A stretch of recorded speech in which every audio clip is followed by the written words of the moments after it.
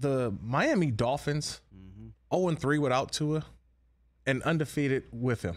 Like when Tua Tagovailoa is playing, he's a much different quarterback. And I tried to go back sometime. I believe is that the 2019 draft? 2020. Was it 2020 draft? Yep. Because everybody's trying to figure out if we redid it, right? If we redid the draft, what would it look like? Burrow still goes 1, right? Burrow still goes 1. Yep. But remember when everybody said the Dolphins got the wrong quarterback? They should have grabbed Justin Herbert. Which is weird. For years, 2 years, it was like tank for Tua. And then they had a chance, and they were like, nope. But then everybody was so down on Tua. And then everyone was like, oh, the Chargers got the better quarterback, right? And then also in that second round, there was also a quarterback that we'll see tonight in Jalen Hurts. And where do we look at Jalen Hurts now as a quarterback? Is he now joined that first round of quarterbacks from that 2020 NFL draft? Now, obviously, Jordan Love doesn't count. We don't even talk about him. I know. Poor guy. Yeah, poor He's guy. Poor Jordan Love. Yeah, it was just whatever. But I'm looking at those 4 quarterbacks. Those are the first 4, you say first 5, but I take Jordan Love out. But these are the 4 quarterbacks in that draft of 2020. And you think about where Joe Burrow has ascended to, and obviously he's already taken his team to a Super Bowl to a Super Bowl visit already. They've already competed in one. But now who's the next? And I'm looking at Tua and just each single game, you're like, this dude is actually really good. And I know Tyreek Hill helps him, and I know Jalen Waddle helps him, but no one's talking enough about Mike McDaniel as a head coach and what he's brought. First of all, Mike McDaniel may walk by in the studio, and we may walk right by him. Like, I don't know who this is dude. Like, is he an intern or coffee, bro? Yeah. And yet he's got the first place Miami Dolphins. Who saw that? And then, obviously we saw Justin Herbert last night. There's always some good plays and bad plays with Justin, but you look at where Jalen Hurts is, and he was not considered in that upper echelon of quarterbacks. And right now, is he not playing better than all of them?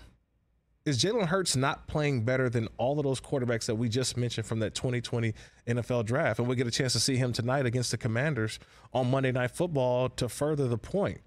Again, my midseason awards. And no, this is it's not a sponsored midseason awards, but I just like saying it, that he was my MVP because I've seen a guy not only develop, but he was a part of a playoff team a year ago, and Tom Brady just outclassed him. Tom Brady and the Buccaneers just a better team. Right.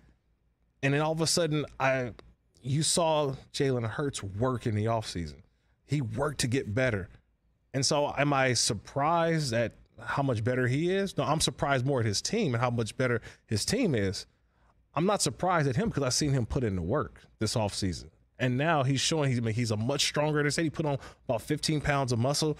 And tonight he has another opportunity on national TV. I don't know what it does in terms of what you think about the Commanders and their record, but Jalen Hurts tonight can further the point of how much better of a quarterback that he is. He's the leading quarterback in the NFC, right? If the Pro Bowl voting were today, he's the first quarterback. Who's better than him in the NFC right now?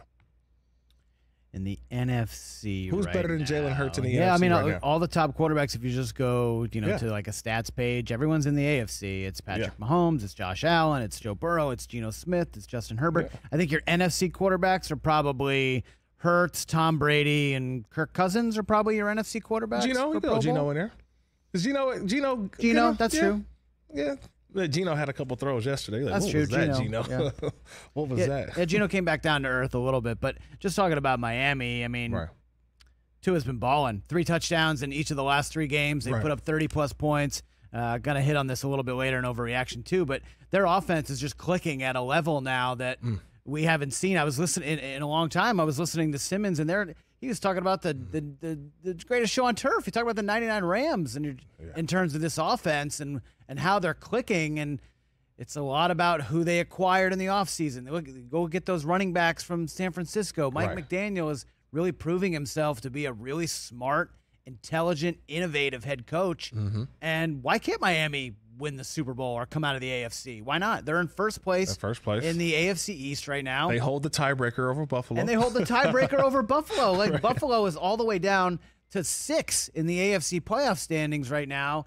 And man, Miami, it's a weird place to play. Weird stuff happens in Miami. Now, look, we're going to find out just how good they are. The next 6 weeks, they have a really hard schedule. Yes. They got some tough road games coming up. They got to go at New England. They got to go at Buffalo. Dolphins seem like they're kind of for real. Is it weird seeing the Patriots in last place in the AFCs? In the playoffs. We're the 7th seed right now. Come on, Kirk. Put some respect on that. I'm just saying. Catch the Rich Eisen Show every single day on the Roku channel, 12 to 3 Eastern, for free.